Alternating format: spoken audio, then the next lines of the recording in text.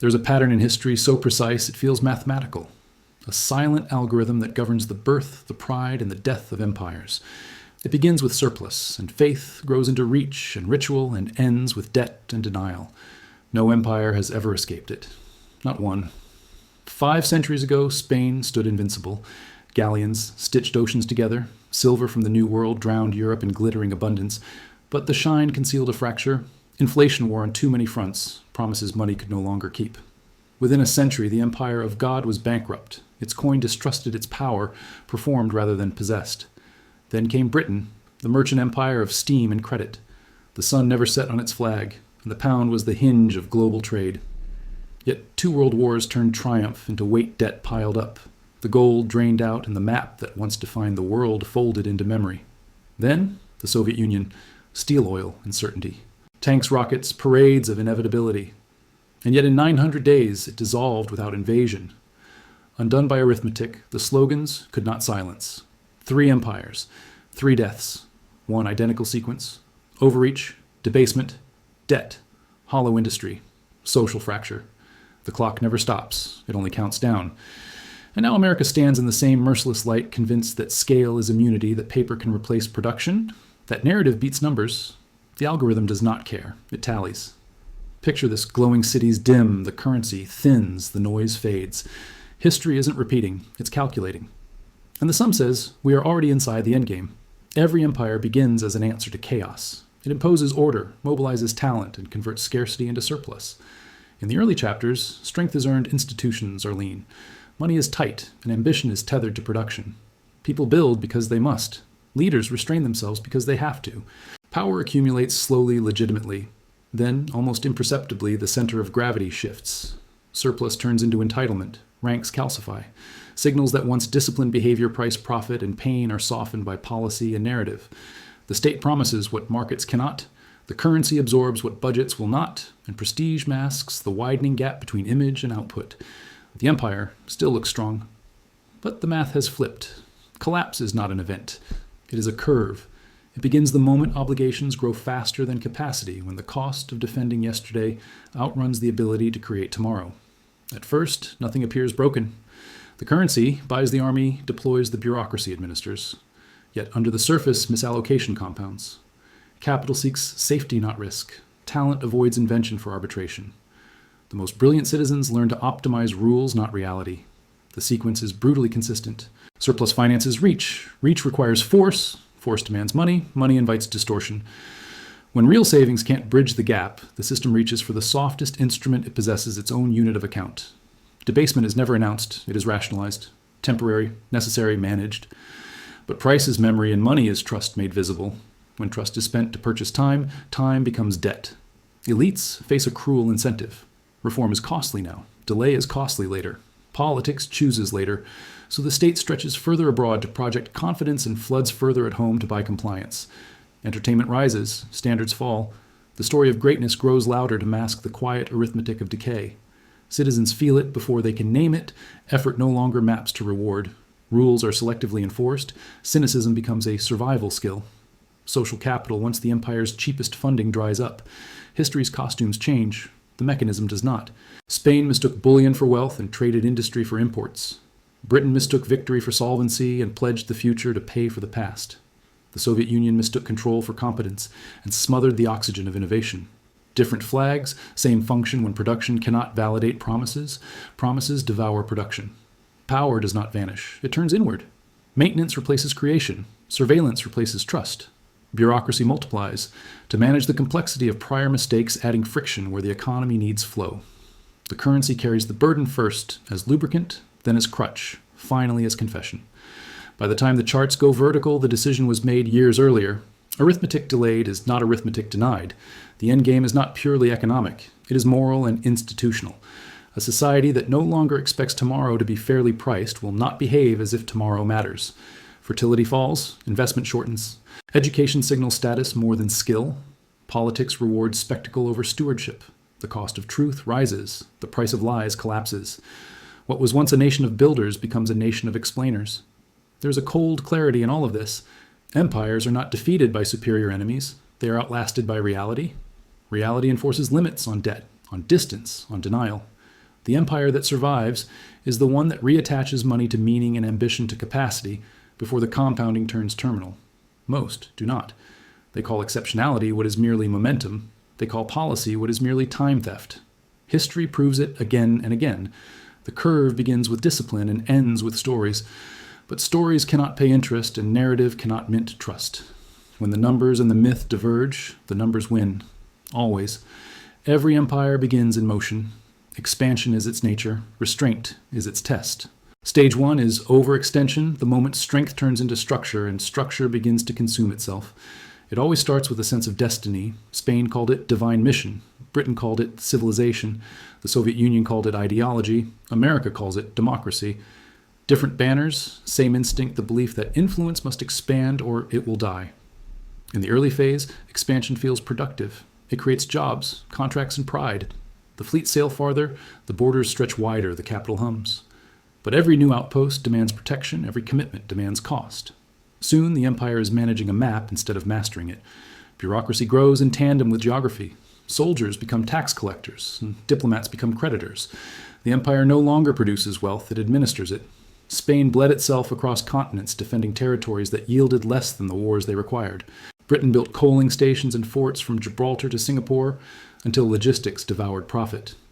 The Soviet Union stationed armies across Eastern Europe, not for strategy, but for certainty, the illusion of control. And America, with 750 bases in 80 countries, repeats the rhythm projecting safety abroad while decay multiplies at home. Then comes Stage 2, currency debasement, the empire's invisible turning point. The treasury cannot feed the appetite of empire, so it feeds on its own promise. The method changes with time for Spain. It was copper mixed into silver. For Britain, the gold standard abandoned. For America, paper severed from gold in 1971. The principle never changes, value detached from substance. Debasement is not just monetary, it is moral. When a nation convinces itself that symbols can replace substance, it begins the descent. The coin still shines, the dollar still prints the illusion, still holds for a while.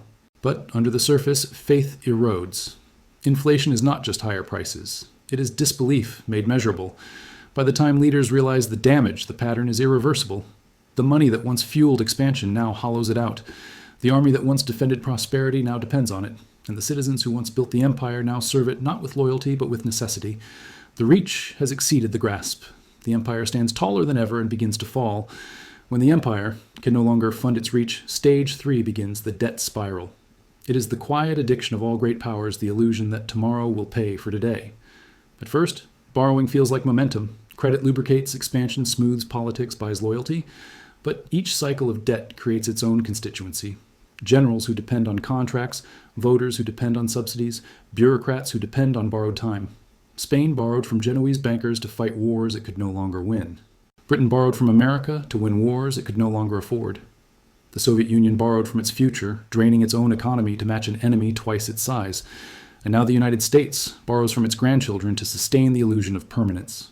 Debt is not just financial, it is temporal. It steals time. When a nation spends years it has not yet lived, collapse becomes the act of time reclaiming its debt.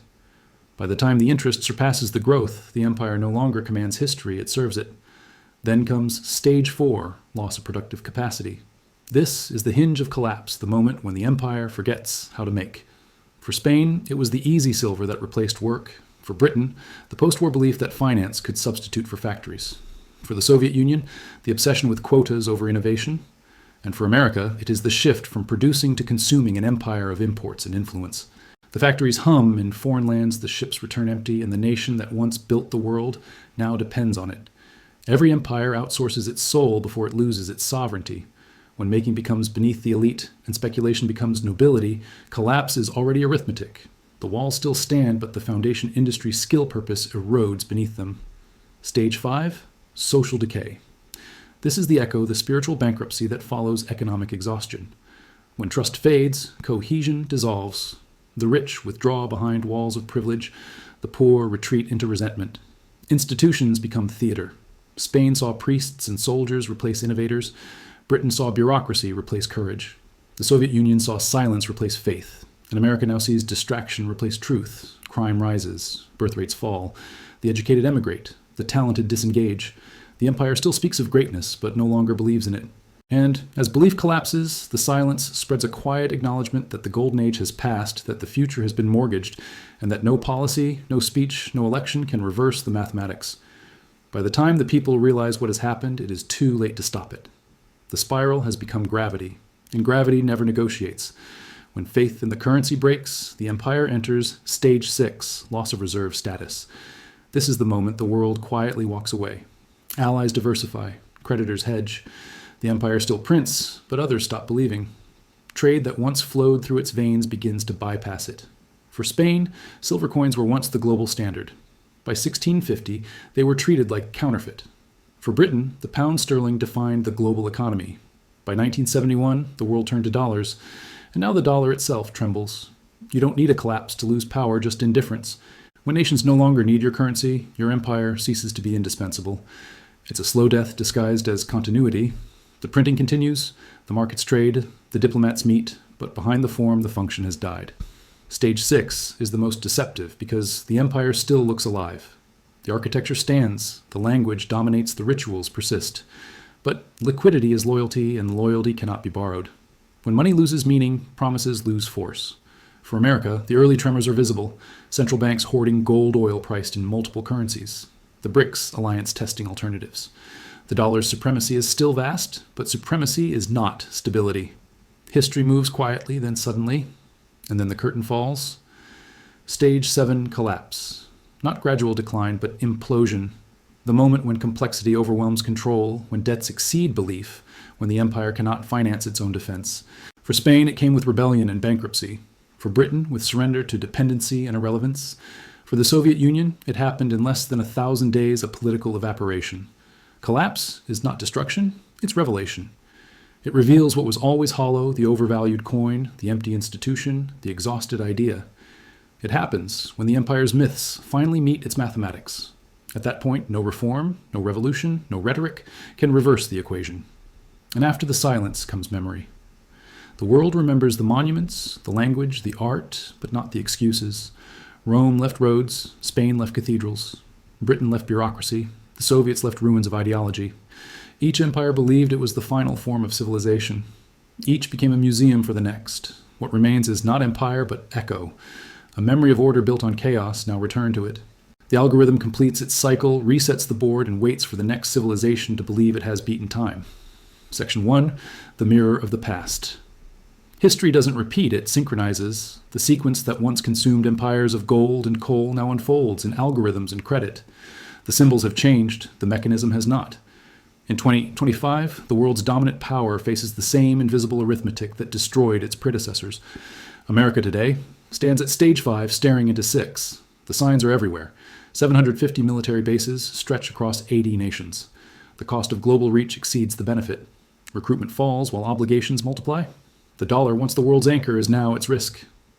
Since 2020, over $6 trillion new dollars have been printed, a silent confession that production can no longer meet expectation. Inflation is rebranded as policy. Debt is renamed stimulus, but the math remains unchanged. Meanwhile, the empire imports more than it exports, consumes more than it creates, and rewards speculation over construction. Factories that once powered Detroit hum now in Guangdong. The architects of the digital age design in California, manufacture in Asia, and sell everywhere except home. The balance sheets glow, the foundations decay. Socially, the fracture deepens. Trust collapses in slow motion. Fertility plunges. Addiction rises. The young inherit anxiety as policy. The old trade optimism for nostalgia. Technology amplifies the illusion of control, but control itself is gone. The empire still speaks of strength, but strength has become a slogan, a brand selling certainty in a marketplace of fear. But the pattern had already begun. On section 2, the new cycle. What comes after dominance is not decline, it's redistribution. Power never disappears, it migrates. As the old empire contracts, new poles of gravity emerge, digital, regional, ideological. The BRICS nations form alliances that echo the mercantile leagues of old Europe. Gold, once discarded as relic, returns as refuge. Trade flows in yuan, rupees, and reals. A world once unified by the dollar now experiments with plural sovereignty. Technology, once America's weapon of dominance, becomes the catalyst for decentralization. AI replaces labor, but not meaning. Social media monetizes division. Cultural identity becomes currency. The empire built on unity begins to fracture into digital tribes, each loyal to narrative, not nation. Yet collapse is not the end, it is transition. Spain's fall made way for Britain's rise. Britain's decline birthed America's ascent. And now, as America enters the late stages of the pattern, another power or network of powers gathers the surplus of belief. China with production, India with youth, the Middle East with energy. The algorithm does not play favorites. It simply reallocates momentum. The next empire may not have borders or armies. It may exist in data, in systems and influence, but it will inherit the same flaw, the illusion that power can escape gravity. And when its surplus turns into excess, when its money severs from meaning, the countdown will begin again. History doesn't end, it updates its code. And every empire thinks it's the author until it realizes it's just another line in the sequence. Empires never fall from invasion. They fall when their illusions grow heavier than their foundations, when comfort replaces courage and spectacle replaces substance. Collapse is not chaos, it is correction. The slow rebalancing of a world that has drifted too far from truth. Every civilization begins with purpose. It conquers scarcity, organizes disorder, and builds monuments to its own endurance. Then, like a wave cresting too high, it begins to break under the weight of its own success. The soldiers become administrators. The innovators become investors. The citizens become spectators. Faith turns into nostalgia, and the empire, once an engine of creation, becomes a museum of itself. Each believed it was different. Spain believed divine favor made it immortal. Britain believed global trade made it untouchable. The Soviet Union believed ideology made it eternal. And now America believes technology will make it infinite. But every system, every empire, every algorithm meets the same arithmetic debt, exceeds production, and belief exceeds reason, and pride exceeds purpose. The pattern never punishes, it measures. It doesn't destroy, it balances. The greater the excess, the sharper the correction. That is why every empire dies not in war, but in withdrawal, a quiet implosion behind the noise of its own triumphs. History does not scream, it exhales. And in that exhale, the numbers settle. Look closely and you can already see it. Markets inflated by faith, not fundamentals. Cities gleaming but brittle. Citizens connected yet alone. Information expanding faster than understanding. The empire glows on every screen but flickers beneath every surface. America, like all before it, believes it has transcended time. That technology is immunity. That influence is infinity. But the algorithm has no interest in belief. It records imbalance, compounds error, and waits. It waited for Spain, for Britain, for the Soviets, and it waits now, patient as gravity. Yet collapse is not the end. It is the handover. Spain's ruins fertilized the Enlightenment. Britain's decline birthed democracy and trade. Even the Soviet collapse seeded new nations, new experiments, new beginnings. From each fall, fragments endure the knowledge, the architecture, the art, the warning. The question is not whether the empire falls, but what survives when it does. Will the next world remember the lesson, or rewrite the same mistake in a different code? Will the algorithm finally be understood or repeated? Picture this: the monuments still stand, the lights still burn, the anthem still plays. But beneath it all, the empire stands at a mirror, staring at its reflection, asking whether it still recognizes itself. If it remembers discipline, humility, restraint, the cycle may bend. If not, the countdown continues. History doesn't end with fire, it ends with exhaustion, with silence. And in that silence, the algorithm waits, patient, perfect, merciless, ready to begin again.